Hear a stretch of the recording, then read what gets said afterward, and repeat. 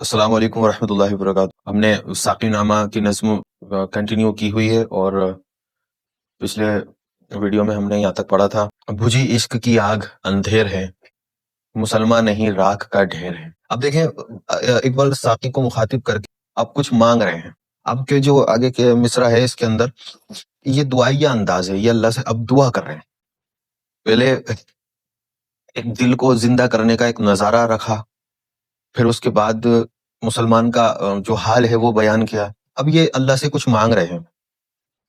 تو یہ کہتے ہیں شراب کہن پھر پلا ساقیہ، اور آپ کو پتا ہے اس میں شراب کا ذکر جو چل رہا ہے وہ یہ توحید کی مے ہے، یعنی وہی اللہ کی محبت کی چنگاری جگانے کے لیے اللہ سے دعا مانگ رہے ہیں۔ اس میں ایک چیز یہ دیکھیے کہ یہ شراب نئی نہیں ہے، پرانی ہے، یعنی پھر پلا کا لفظ ہے اس میں، یعنی پہلے بھی کسی کو یہ توحید کی مے پلائی گئی ہے۔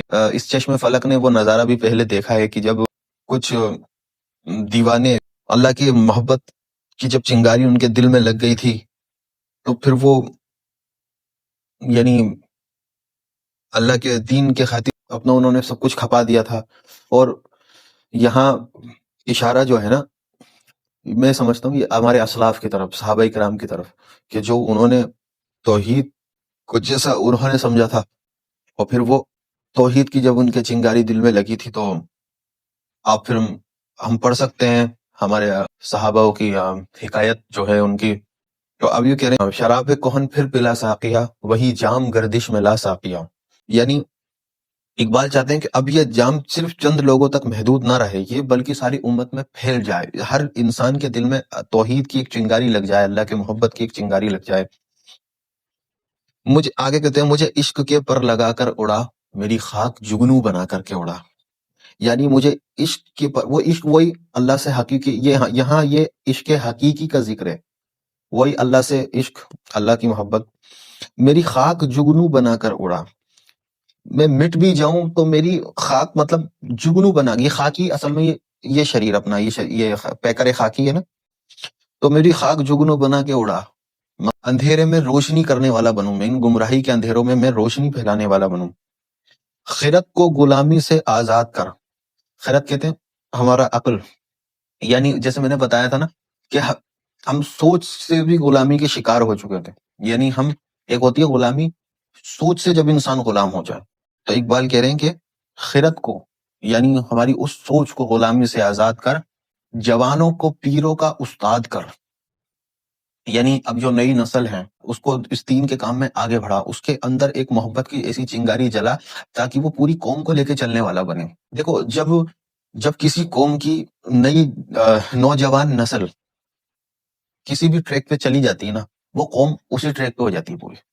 تو یہ اقبال اس لیے کہنا چاہتے ہیں کہ اگر آج کی نسل، یہ نوجوان نسل اللہ کی توحید کے اوپر جم جائے گی تو یہ قرآن و حدیث کی روشنی میں لے کر کے پوری قوم کو چلنے والے بنیں گے۔ آگے کہتے ہیں ہری شاخ ملت تیرے نم سے ہے، نفس اس بدن میں تیرے دم سے ہے، یعنی امت کی ہریالی خوشحالی، یہ امت کی جو شاخ ہے یہ کیسے، یہ اللہ کے نام سے ہے، اللہ کے نام سے ہے پوری کائنات۔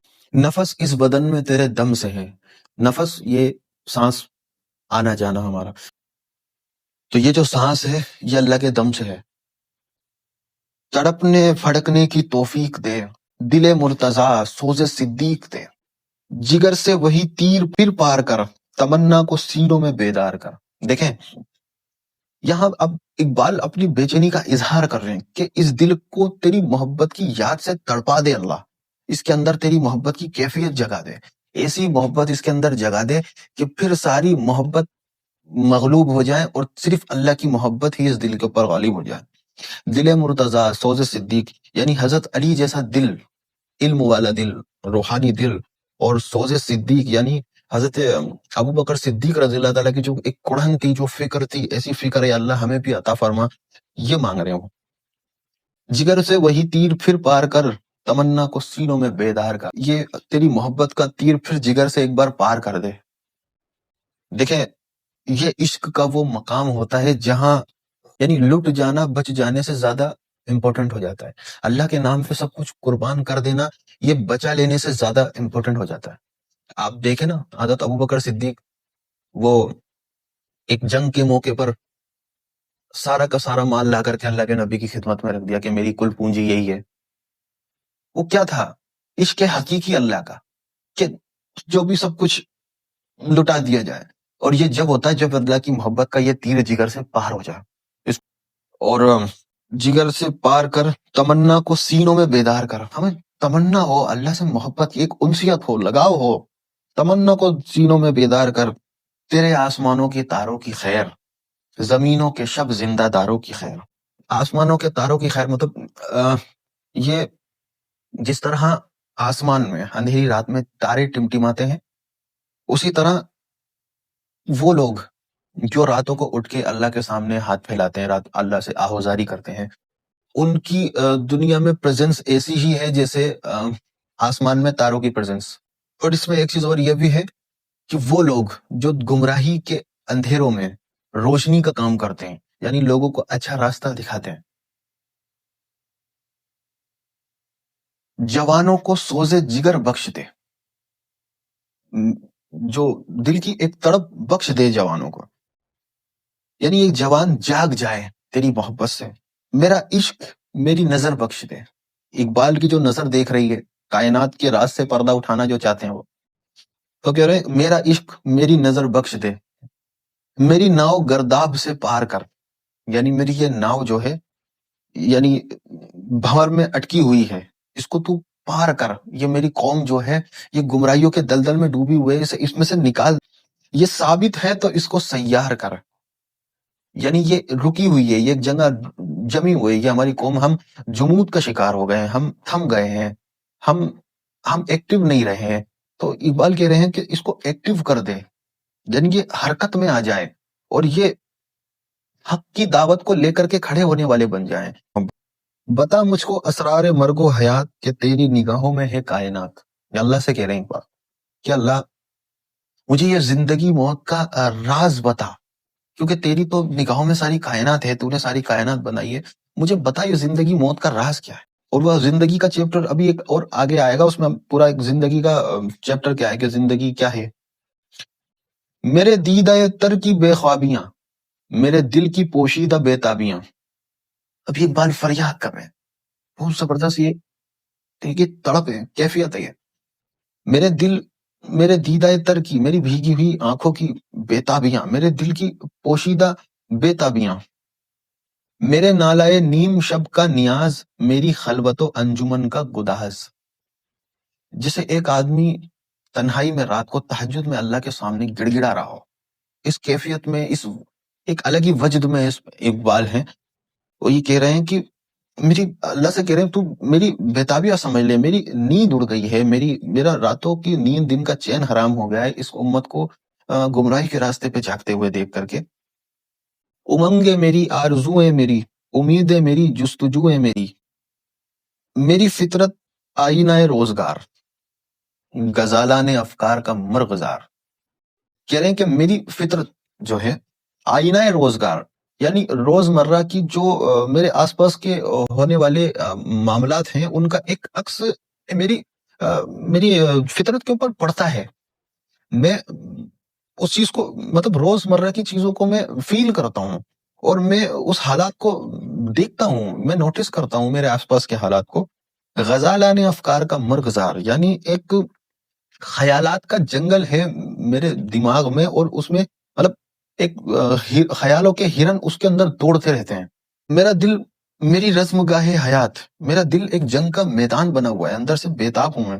گمانوں کے لشکر، یقین کا ثبات، یعنی گمان اور شک اور شبہ یا گمان کا جو ہے وہ ہے کہ ڈاؤٹس میرے دماغ میں آتے ہیں، لیکن وہ چلے جاتے ہیں، آتے اور جاتے رہتے ہیں. گمانوں کے لشکر، یقین کا ثبات، لیکن یہ ہے کہ میرے ذہن کے اندر مطلب ایک شک و شبہ بھی آتے ہیں، طرح طریقے کے گمان آتے ہیں، لیکن اللہ کا شکر ہے الحمدللہ میں یقین جو ہے میرا وہ مضبوط ہے، میں اللہ کے اوپر، میں توحید پہ پکا ہوں. یہ کہنا چاہتے ہیں پر یہی کچھ ہے ساقی متاع فقیر، اسی سے فقیری میں ہوں میں امیر. متاع فقیر اس کو کہہ رہے ہیں، یہ متاع فقیر سے مراد یہاں یقین کا ثبات، یہ جو کہہ رہے نا غمانوں کے لشکر یقین کا ثبات، یعنی میرا جو یقین ثابت ہے یہی میری متاع فقیری ہے، یہی میری دولت ہے، میری یہی جمع پونجی ہے کہ میں اللہ کے توحید کے اوپر پختہ ہوں، اسی دولت سے میں فقیری میں امیر ہوں، میرے قافلے میں لٹا دے اسے، لٹا دے، ٹھکانے لگا دے اسے۔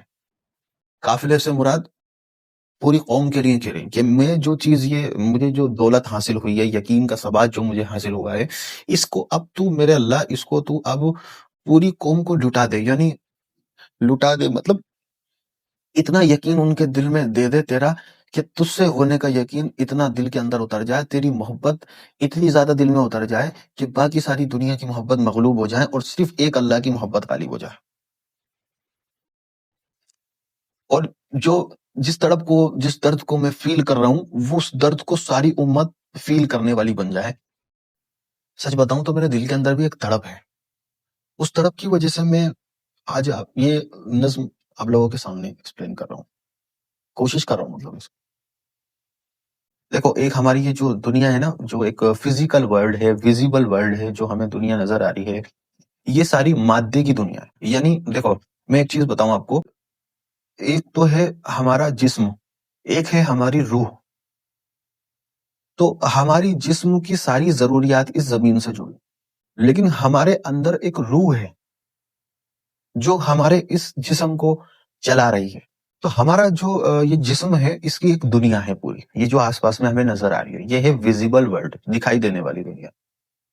ایسے ہی ایک جو ہماری روح ہے، اس روح کی بھی ایک دنیا ہے، اور وہ ہمارے آس پاس میں موجود ہے، لیکن وہ ہمیں نظر نہیں آئے گی، چونکہ ہماری یہ آنکھ اس شریر کے اوپر لگی ہے۔ اس آنکھ سے اس روح کی دنیا کو نہیں دیکھا جا سکتا۔ جیسے ابھی ہمارے کندھے کے اوپر دو فرشتے بیٹھے ہیں نا، لیکن دکھائی نہیں دے رہے۔ تو ایسے ہی مطلب یہ غیب کے پردے میں ساری چیزیں چھپی ہوئی ہیں، یہ آنکھ اس چیز کو نہیں دیکھ سکتی۔ دیکھیں ہماری عقل ایک لمٹ تک سوچ سکتی ہے، لیکن اس سے آگے سوچنے کے لیے ہمیں اللہ کے اس علم کی ضرورت پڑتی ہے۔ جیسے کہ اس کی آسان مثال میں آپ کو یہ سمجھاتا ہوں، جیسے میں آپ سے پوچھوں کہ آم کہاں سے آتا ہے، آپ کہیں گے آم کے پیڑ سے آتا ہے، آم کے پیڑ سے آتا ہے ظاہر ہے۔ تو اب ایک چیز دیکھیں کہ اگر وہ آم بنا اس پیڑ کے ڈائریکٹ زمین سے اچھل کر کے آپ کے ہاتھ میں آ جائے بنا پیڑ کے، تو آپ کہیں گے نہیں آئے، تو پاسبل ہی نہیں ہے۔ یعنی ایسا کیسا ہو سکتا ہے؟ ہماری عقل حیران رہ جائے گی کہ ایسا کیسا ہو سکتا ہے بنا پیڑ کے آم آ جائے گا۔ حالانکہ عقل کے خلاف بات تو یہ بھی ہے کہ اس لکڑی کے پیڑ میں پھل کہاں سے آ رہا ہے، لیکن چونکہ میں بتا رہا ہوں کہ ایک لمٹ تک ہم دیکھتے ہیں اور وہیں تک ہی سوچتے ہیں، تو ہماری حد صرف وہیں تک رہ جاتی ہے۔ ہم نے اس شریر کو دیکھا، اسی کو سب کچھ مان لیا، لیکن اس کے پیچھے بھی ایک طاقت ہے، وہ روح کی طاقت ہے، اس کا ذکر ابھی آگے آئے گا، انشاءاللہ ہم کریں گے۔ تو اب اس بند کو ہم شروع کرتے ہیں۔ دمادم رواں ہے یم زندگی، یم زندگی یعنی زندگی کا دریا کنٹینیو بہہ رہا ہے۔ ہر ایک شے سے پیدا رمے زندگی، یعنی ہر ایک چیز کے اندر زندگی موجود ہے۔ جیسے ابھی پچھلے چیپٹر میں ہم نے دیکھا تھا نا، اقبال کہہ رہے ہیں کہ وہ پھولوں کے اندر بھی زندگی ہے، اور وہ پہاڑوں کی اس ٹون کی اس دراروں کے اندر بھی کہہ رہے ہیں اس میں بھی زندگی، اور ہر چیز کے اندر ایک زندگی کا عنصر موجود ہے، اور وہی اللہ کی پریزنس کا، اللہ کی قدرت کا ایک بہت بڑا شاہکار ہے۔ اسی سے ہوئی ہے بدن کی نمود کہ شعلے میں پوشیدہ ہے موج دودھ۔ دیکھیں یہ بڑی گہری بات ہے، اس کو سمجھو۔ یعنی زندگی کیا ہے؟ اب وہ ایک ہمارے اندر چھپی ہوئی چیز ہے نا، جیسے شعلے میں پوشیدہ ہے موج دودھ، موج دودھ مطلب وہ دھواں، شعلے کے اندر جو دھواں موجود ہے، شعلے کے اندر ڈائریکٹ دھواں نہیں دکھے گا، لیکن وہ دھواں جب وہ بجھتا ہے تو اس کے اندر سے دھواں نکلتا ہے، پھر جب شعلہ واپس جلتا ہے وہ دھواں چھپ جاتا ہے، وہ اس کے اندر موجود ہے کہیں نہ کہیں۔ جس طرح ایک آم کی گٹھلی کے اندر آم کا پورا پیڑ موجود ہے، لیکن جب وہ اس میں زمین میں جائے گی، اپنے پورے پروسیس سے گزرے گی، اس کے بعد وہ پورا پیڑ ظاہر ہوتا ہے۔ اسی طرح زندگی ہر شے میں موجود تھی، جس طرح اس مٹی میں موجود تھی جان، جس سے اللہ نے اس بدن کو بنایا، اس پہ کرے خاکی کو اللہ نے بنایا۔ آگے کہتے ہیں گرا گرچہ ہے صحبت آب و گل، خوش آئی اسے محنت آب و گل۔ یعنی یہ زندگی کا مٹی اور غارے کے اندر گند جانا یہ کوئی اتنا پسندیدہ کام نہیں تھا، لیکن جب یہ ایک مرتبہ اس شریر میں اتر گئی تو اب اس کو یہ محنت، یہ چیز اس کو پسند آ گئی، کس کو؟ زندگی کو۔ یہ ثابت بھی ہے اور سیار بھی، عناصر کے پھندوں سے بیزار بھی، یعنی یہ رکی ہوئی بھی ہے، اس شریر میں قید بھی ہے اور ایکٹیو بھی ہے۔ عناصر کے پھندوں سے بیزار بھی، عناصر وہی ایلیمنٹس، آپ نے اس کے پڑھا ہوگا کہ ہمارا جو بنا ہے نا شریر، مطلب وہ آگ، پانی، ہوا، مٹی، جسے ہم کہتے ہیں ایلیمنٹس، وہی عناصر۔ عناصر کے فندوں سے بیدار بھی، یعنی زندگی ہمارے اندر جو رکی ہوئی ہے، یہ اس سے چھٹکارا بھی چاہتی ہے، اس شریر سے الگ بھی ہونا چاہتی ہے۔ یہ وحدت ہے کثرت میں ہر دم اسیر، مگر ہر کہیں بے چگو بے نظیر، یعنی یہ زندگی ایک ہے لیکن اس کے روپ الگ الگ روپ کے اندر یہ موجود ہے۔ جیسا بھی بتایا نا کہ وہ پھول کے اندر بھی زندگی ہے، اور پہاڑ کے اندر کی اس اسٹونز کے اندر بھی زندگی ہے، ہر کہیں الگ الگ روپ میں ہے۔ یہ ایک ہے زندگی، لیکن الگ الگ چیزوں کے اندر الگ الگ اس کا روپ ہے، اور ہر جگہ بے نظیر، بے مثال ہے، یعنی ہر جگہ اس کا رنگ زندگی کا بے مثال ہے۔ آپ پھول کو دیکھیں گے، پھول اس کے اندر بھی زندگی ہونے کا احساس دیتا ہے۔ یہ عالم، یہ بت خانہ شش جہات، اسی نے تراشا ہے یہ سومناتھ۔ یہاں اس سے مراد، یہ جو اس مصرے کا جو اس ہے نا، یہ اشارہ اس فزیکل ورلڈ کی طرف ہے، ظاہری دنیا، خواہشات کی دنیا، خواہشات کی دنیا۔ تو یہ عالم، یہ بت خانہ ہے شش جہات، اسی نے تراشا ہے یہ سومناتھ۔ سومناتھ ایک مندر ہے، بت خانہ ہے۔ پہلے جب انسان کے اندر اتنا شعور نہیں تھا، اس نے پتھر کے بت بھی بنائے ہوئے تھے، الگ الگ چیزوں کے الگ الگ معبود بنائے ہوئے تھے۔ آج کے دور میں یوں سمجھ لیجئے انسان ذرا ماڈرن ہو گیا ہے اور تھوڑا سمجھدار ہو گیا ہے، تو اب اس نے کیا کیا، ان فائدہ نہ پہنچانے والے بتوں کو چھوڑ کر کے فائدہ پہنچانے والے بتوں کی طرف، جیسے کہ اب میں آپ سے کہوں، دیکھیں، اگر آپ نے بتوں کا انکار صرف عقل کی دلیل پہ کیا ہے تو یوں سمجھ لیجئے آپ نے ابھی پوری طرح ریجیکٹ نہیں کیا۔ اگر آپ صرف یہ کہتے ہیں کہ بھئی یہ پتھر کے بت، یہ آپ کو کوئی نفع نقصان نہیں پہنچا سکتے، تو آپ ان کی پرستش کیوں کرتے ہو؟ ٹھیک ہے، یہ بات ہو گئی۔ اب انسان ذرا انٹیلیجنٹ ہو گیا، تو اس نے یہ دیکھا، ٹھیک ہے چلو یہ فائدہ نہیں پہنچانے والے بت ہیں، تو اس نے فائدہ پہنچانے والے بت کو معبود بنایا۔ کیسے؟ اب پہلے ڈائریکٹ تھا، اب انڈائریکٹ ہے۔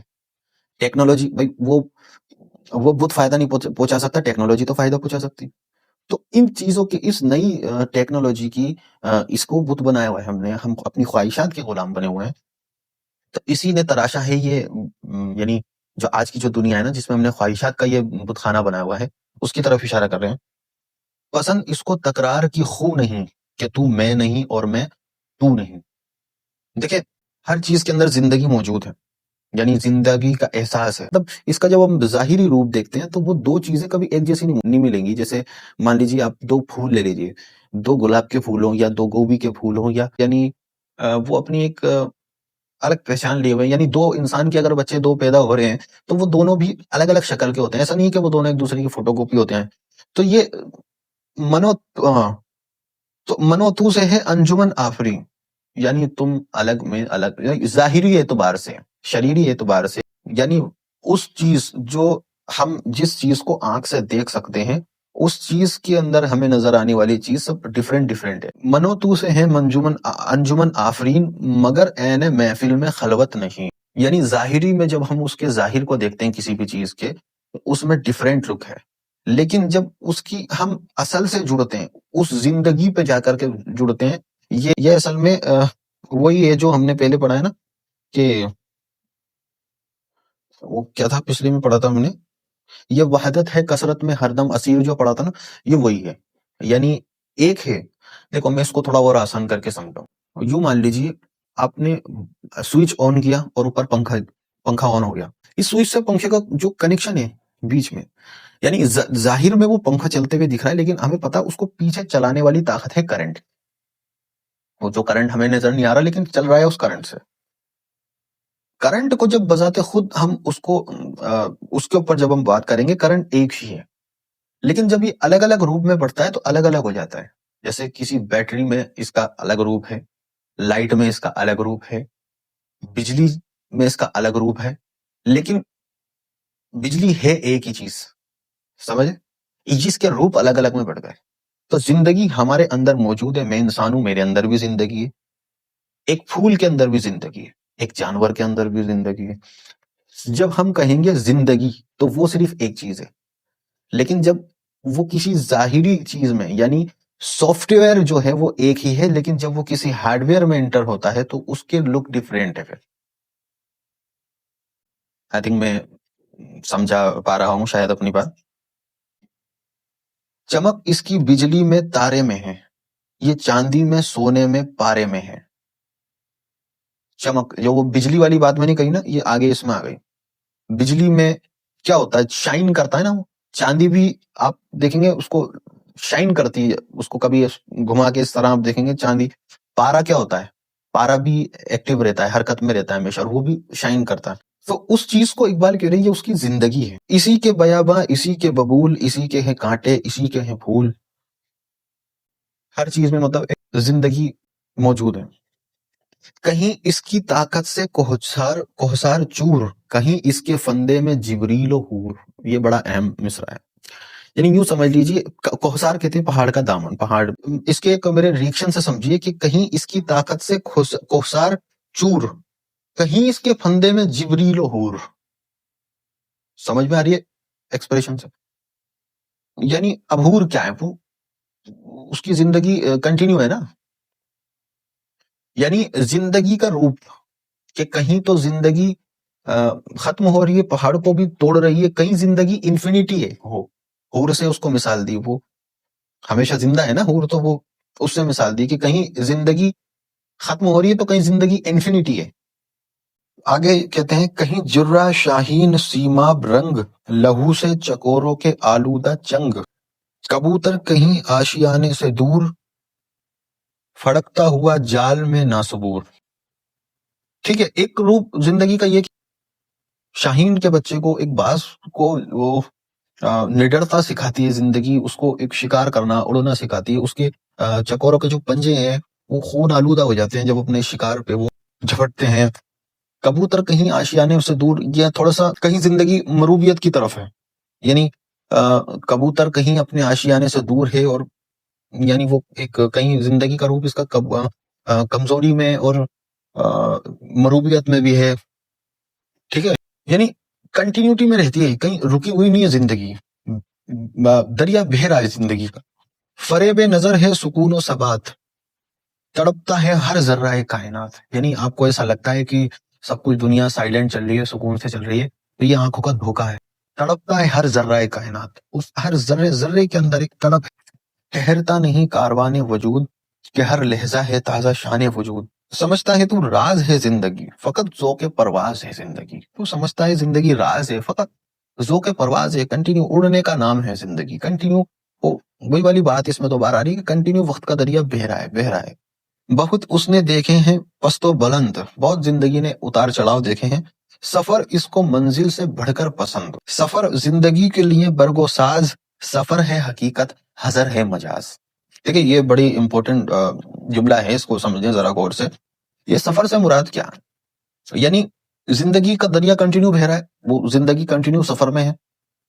اب یہ جو شریر جس کے اندر کچھ وقت کے لیے زندگی رکی ہے, یہ حضر جو ہے, ابھی جو ٹھہری ہے جہاں پر زندگی, یہ مجازی ہے, عارضی ہے. یہ مطلب تھوڑے وقت کے لیے ہے, اور اس سے نکل کر کے زندگی واپس آگے کنٹینیو چلتی رہے گی. یعنی یہ ہمارا شریر مرتا ہے, آتما امر ہے, روح جو ہے ہماری وہ نہیں مرتی, وہ کنٹینیو چل رہی ہے. وہ جیسے وہ میں آیت بھول رہا ہوں اس کا مفہوم, کہ آئی تھنک سورہ بقرہ کی ہی ہے وہ آیت, جس میں اللہ کہہ رہا ہے نا کہ جس کا مفہوم ہے تم مردہ تھے, پھر ہم نے تم کو زندہ کیا, پھر تم واپس موت دی جائے گی, اور پھر تمہیں واپس زندہ کر کے اللہ کی طرف اٹھایا جائے گا.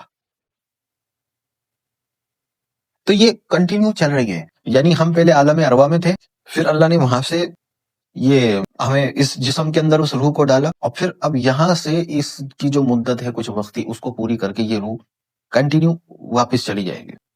الجھ کر سلجھنے میں لذت اسے, یہ اس میں الجھ گئی ہمارے شریر میں, اب اس سے نکلتی ہے. اس میں اس کو لذت ہے. یہ دیکھیں زندگی کی خوبصورتی جو ہے نا آسانیوں میں نہیں ہے.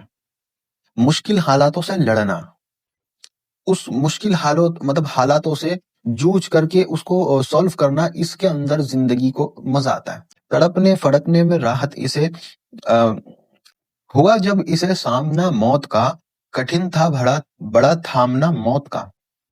اصل میں دیکھیں موت کیا ہے، پہلے تو یہ سمجھے کہ موت ہے کیا. یعنی اگر آپ یہ سوچتے ہیں کہ مر گئے، مٹی ہو گئے، سب ختم، تو ایسا نہیں ہے. یہ شریر ہمارا یہاں رہ جائے گا، مٹی میں مل جائے گا، لیکن یہ زندگی جو ہے یہ کنٹینیو ہے. یہ روح جو ہماری نکل جائے گی شریر سے، یہ زندگی ہماری کنٹینیوٹی ہے، اس کے اندر یہ چلتی رہے گی. تو جب ہماری موت آتی ہے تو ہم مر نہیں جاتے، ہم ایک جہان سے دوسرے جہان میں ٹرانسفر ہوتے ہیں. یعنی انتقال کسے کہتے ہیں؟ منتقل ہو جانا. جیسے کوئی صاحب یہاں رہتے تھے فلاں جگہ، اب وہ کہیں اور رہنے لگے تو وہ ادھر سے ادھر شفٹ ہو گئے، یعنی منتقل ہو گئے. تو اسی طرح تو اب یہ یعنی منتقل ہو جانا، تو ہماری جو اندر زندگی موجود ہے وہ اس جہان سے دوسرے جہان میں منتقل ہو جاتی ہے. ٹھیک ہے. تو جب ہوا سامنا موت کا، کٹھن تھا بڑا تھامنا موت کا. جب تک یہ اس شریر میں زندگی تھی تو اس کو اس شریر کے ساتھ لگاؤ ہو گیا. ایک اس میں پچھلے مصرے میں پڑھا تھا نا کہ خوش آئی اسے محنت آبو گل، تو وہ اس کو اس شریر سے جب نکلنا پڑا تو وہ پروسیس اس کے زندگی کے لیے بڑا کٹھن تھا. لیکن دیکھو پھر آگے کیا ہوتا ہے، اتر کر جہان مقافات میں رہی زندگی موت کی گھات میں. اس زندگی جب ہم یہاں سے مر کے عالم برزخ میں چلے گئے، ہماری زندگی ادھر ٹرانسفر ہو گئے، وہاں بھی زندگی کنٹینیو ہے، وہاں سے پھر اس کو آگے اور پروسیس ہے، عالم آخرت ہے، یہ کنٹینیو چلتی. اب دیکھو یہاں جو ہے نا اتر کر جہان مقافات میں رہی زندگی موت کی گھات میں. یہ جو موت کا جو لفظ ہے نا، اصل میں یہ مرنا نہیں ہے، یہ ٹرانسفر والا لفظ ہے. کہ یہ پوری نظم کی وہ اسی چیز طرز پہ چل رہی ہے. آپ پچھلے مصروں کے اندر جائیں کہ کنٹینیو دمادم رواں ہے رمے یہ زندگی، یعنی وہ زندگی کا دریا کنٹینیو بہ رہا ہے. تو وہ کنٹینیوٹی ہے اس زندگی میں. پھر وہ عالم ارواح سے عالم اس دنیا میں آئی ہے، پھر یہاں سے عالم برزخ میں، آخرت میں، آگے جنت میں انشاءاللہ. ٹھیک ہے. آگے کیا کہتے ہیں، مذاق دوئی سے بنی زوج زوج، اٹھی دستوں کوثار سے فوج فوج. یعنی دیکھیں اللہ نے ہر چیز کو جوڑے جوڑے بنایا، پیئر جیسے کہتے ہیں.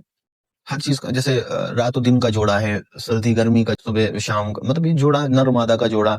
ایسے ہی انسان میں آدمی عورت کا جوڑا، ہر چیز کو جوڑے جوڑے سے اللہ نے کنٹینیوٹی دی نا. تو جیسے ہم سارے انسان ہیں، ہم ساری انسانیت کس سے بنے، ایک آدم اور ایک حوا سے بنے نا. تو وہ آج ہماری تعداد اربوں میں ہے، تو وہ ان سے اس جوڑے سے ہم بنتے چلے جاتے، اور پروسیس بھی جوڑے سے چلتا ہے. ہم بنے بھی سارے ایک ہی جوڑے سے ہیں، اور یہ پروسیس بھی جوڑے کے ملنے سے ہی چلتا ہے. یہ جوڑے جوڑے سے پوری کائنات وجود میں آتی چلی جا رہی ہے دھیرے دھیرے دھیرے دھیرے. ٹھیک ہے. گل اس شاخ سے ٹوٹتے بھی رہے، اسی شاخ سے پھوٹتے بھی رہے. یہ جو دیکھو بڑی امپورٹنٹ بات ہے، جو زندگی کی شاخ ہے اسی سے گل پھوٹتے بھی ہیں اور اسی سے گل وہ ٹوٹتے بھی ہیں. یعنی پرانے چلے گئے اور نئے آ گئے، یعنی پرانے گئے اور نئے آ گئے. جیسے ہم بھی تو انسان ہیں نا، دیکھو ہم سے پہلے بھی دنیا کے اندر انسان موجود تھے، وہ چلے گئے اور ہم آ گئے. اب ہم چلے جائیں گے، آنے والی نسل آئے گی. اسی طرح جس طرح ایک ڈالی کے اوپر پھول آتے رہتے ہیں، وہ ٹوٹتے رہتے ہیں، دوسرے جاتے رہتے ہیں، وہ اس کے اگلے والے آتے رہتے ہیں. تو یہ کنٹینیوٹی چل رہی ہے زندگی کے اندر. سمجھتے ہیں نادا اسے بے ثبات، ابھرتا ہے مٹ مٹ کے نقش حیات. اس کو بیکار نہ سمجھے، یہ نقش حیات ہے، زندگی کا نقش ہے جو مٹ مٹ کے دوبارہ جیسا وہی والی بات آئی نا کہ وہ پھول ٹوٹتے ہیں واپس دوسرے نکل جاتے ہیں. تو یہ نقش حیات مٹتا رہتا ہے، ابھرتا رہتا ہے. بڑی تیز جولا بڑی زود رس، ازل سے ابد تک رمے یک نفس.